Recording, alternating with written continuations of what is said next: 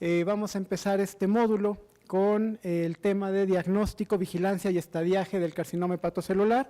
Nuestro ponente es el doctor Ignacio Isaac, director de la Clínica de Enfermedades Hepáticas del Hospital Ángeles Lomas y ya además uno de los socios distinguidos de nuestra asociación. Doctor, bienvenido.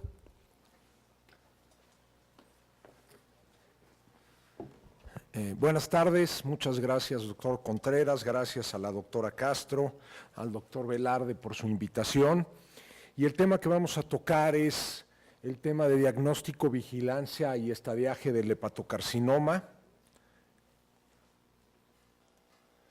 El carcinoma hepatocelular es un carcinoma que, contrario a la gran mayoría de los otros cánceres en el mundo, con excepción del cáncer de esófago, es uno de los cánceres que está aumentando su incidencia a nivel mundial. Esto se debe principalmente a dos razones. A la epidemia de hígado graso, de enfermedad hepática por grasa que hay en el mundo, y veremos más adelante cómo es que sucede esto, y porque estamos llegando al pico de la epidemia del virus de la hepatitis C. Todos estos pacientes contagiados antes de que se descubriera el virus están desarrollando cirrosis y por consecuencia tienen un riesgo elevado de desarrollar cáncer de hígado. Es la causa más frecuente de muerte en pacientes con cirrosis, por lo cual pues todos los médicos que ven, no importa de qué especialidad, que ven pacientes con problemas hepáticos, tienen que estar conscientes de que sus pacientes, especialmente pacientes con enfermedad hepática avanzada, tienen un riesgo importante de desarrollar cáncer. Es el sexto tipo de cáncer más frecuente a nivel mundial y aunque no lo crean, es la tercera causa de muerte por cáncer en el mundo. Muchas de estas muertes ocurren en África, en el África del Subsahara y en el lejano oriente, a donde es hay una epidemia de hepatitis B, pero de todos modos, como vamos a ver más adelante, definitivamente es un cáncer muy, muy importante en nuestro país. Los hispanos, y esto es una cosa nueva, tienen una mayor incidencia y el cáncer tiende a aparecer a una edad más temprana. Estos son estudios hechos en Estados Unidos, a donde se estudió a poblaciones hispanas, la gran mayoría de ellos mexicanos, y la razón por la cual sucede esto es por la alta incidencia de enfermedad metabólica en esta población, de hígado graso y también por hepatitis C. La vigilancia de la población en riesgo es fundamental porque esto nos permite lograr una detección temprana y esta detección temprana pues nos permite atender a estos pacientes antes de que el cáncer avance más allá de lo que podamos hacer. Y una vez que tengamos el diagnóstico es muy importante estadificar a los pacientes, ya que esto nos va a permitir decidir el tratamiento que les corresponde. Esta es una gráfica y quisiera llamarles la atención a nuestro país. Como podemos ver, México de América es el país a donde más carcinoma hepatocelular tenemos. Y otra de las cosas que es muy importante de esta gráfica es que la incidencia entre hombres y mujeres es prácticamente la misma. Esto en parte se debe a la hepatitis C, porque muchas pacientes en edad obstétrica fueron transfundidas y contagiadas, pero también se debe a la prevalencia de enfermedad metabólica y de hígado graso en nuestra población. Desde el punto de vista epidemiológico, podemos ver que el cáncer, como les mencionaba, va en aumento. En estas cifras podemos ver que prácticamente se duplicó la incidencia de cáncer entre el 65 y el 85. No tenemos cifras, aunque van a salir cifras más recientes, pero lo que sí les puedo decir es que la mortalidad también ha aumentado de manera importante en nuestro país. Y esto ocurre en pacientes mayores de 55 años y al igual que la incidencia de hepatocarcinoma es similar en hombres y en mujeres. ¿Por qué es importante realizar vigilancia para el cáncer hepatocelular? La razón es para reducir la morbimortalidad relacionada a la enfermedad. ¿Cómo lo vamos a hacer? Tenemos que identificar las poblaciones en riesgo y ahora vamos a hablar de cuáles son estas poblaciones. Tenemos que determinar cuáles son las pruebas y cuáles son los intervalos de vigilancia adecuados. Como les mencionaba, la detección temprana nos da opciones de cura. El diagnóstico en un estadio incurable, en otras palabras, cuando ya no podemos atacar al problema de diferentes maneras, y la doctora Cisneros más adelante nos va a hablar de los potenciales tratamientos, el pronóstico de estos pacientes es abismal, con una sobrevida a 10 años menor del 18%. ¿Cuáles son las poblaciones de riesgo? Pues es muy fácil. Las poblaciones de riesgo son todos los pacientes con cirrosis, no importa de qué etiología. En nuestro medio, los más importantes son el virus de la hepatitis C y el alcohol y el hígado graso que viene en aumento. Hay otras como el hepatitis B y las aflatoxinas y la hemocromatosis. La razón por la cual están en negritas el hígado graso y la hepatitis B es porque en este grupo de pacientes el hepatocarcinoma puede ocurrir sin la presencia de cirrosis. Entonces, eso es importante tenerlo en mente. Otra cosa es que quizá en pacientes que tienen hepatitis C con fibrosis avanzada sin haber desarrollado cirrosis, en las recomendaciones, en las guías europeas, se recomienda también hacer vigilancia. Este es un estudio de la doctora Cisneros, muy reciente, a donde podemos ver ciertas características de nuestra población. Aquí en este grupo que se estudió, eran más hombres que mujeres, con una edad promedio de 66 años.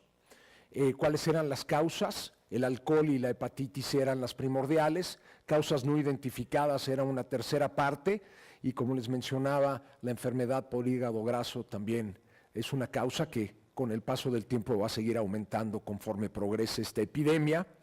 Una cosa muy importante aquí también es que casi la mitad de los pacientes eran diabéticos y quizá tenían síndrome metabólico y lo más importante de todo, si estamos hablando de vigilancia, es el tamaño del tumor cuando este se detectó.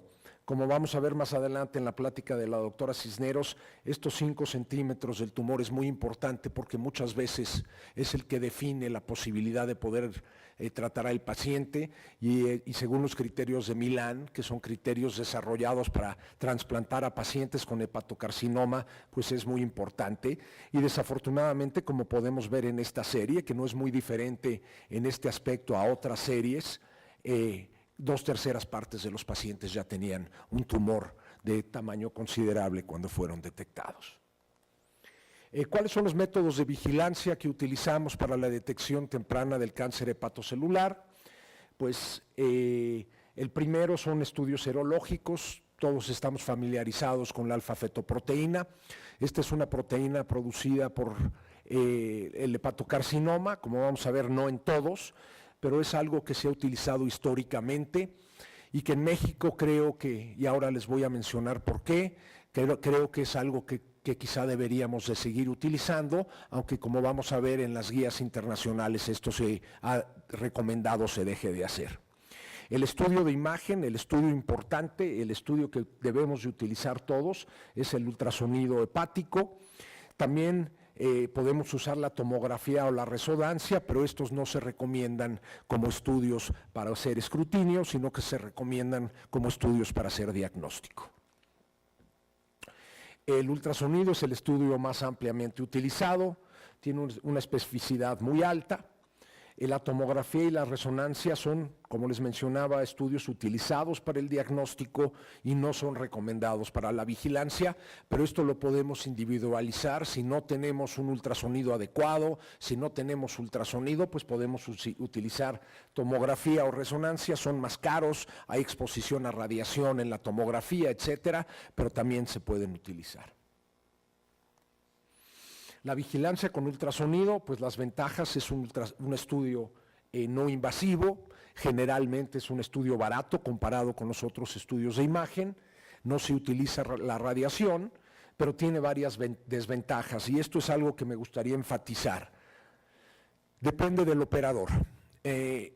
La habilidad del operador utilizando el ultrasonido para detectar lesiones pequeñas en el hígado es de suma importancia. Hay un estudio hecho en Brasil a donde la frecuencia con la cual encontraron lesiones menores de 2 centímetros, el mismo grupo de radiólogos aumentó al doble después de que se fueron a Japón a aprender técnicas específicas para poder hacer esto. No cualquier ultrasonografista está capacitado para poder encontrar lesiones pequeñas en el hígado. Eso muchas veces no es fácil, porque también depende de la calidad del equipo que tengan, depende de la ecotextura del hígado. El hígado a veces, cuando está cirrótico, cuando está deformado, es difícil poder distinguir estas lesiones, y también es muy difícil hacer ultrasonido en pacientes obesos. Entonces, pues siempre tenemos que tratar de enviar a nuestros pacientes, si les estamos haciendo vigilancia con ultrasonido, a un gabinete que tenga al personal bien entrenado y que tenga los equipos adecuados para poder hacer un buen estudio. Los estudios serológicos, la alfa-fetoproteína, como les mencionaba, históricamente se ha utilizado junto con los estudios de imagen, pero su uso ha disminuido al aumentar la precisión de los estudios de imagen. Tiene la desventaja de que tiene falsos positivos y negativos, como vamos a ver en la transparencia que sigue. Es normal en un 40% de los casos, entonces nunca debe de ser utilizada como herramienta única. Y como vamos a ver en esta transparencia, pues puede estar elevada en pacientes con fibrosis, especialmente en pacientes con inflamación hepática por hepatitis C, y pues puede estar elevada en pacientes con cirrosis, todos estos sin la presencia de un tumor. ¿Cuáles son las recomendaciones para la vigilancia? Entonces, en síntesis, los pacientes deben de hacerse una ultrasonografía cada 6 meses, de preferencia con las características que platicamos.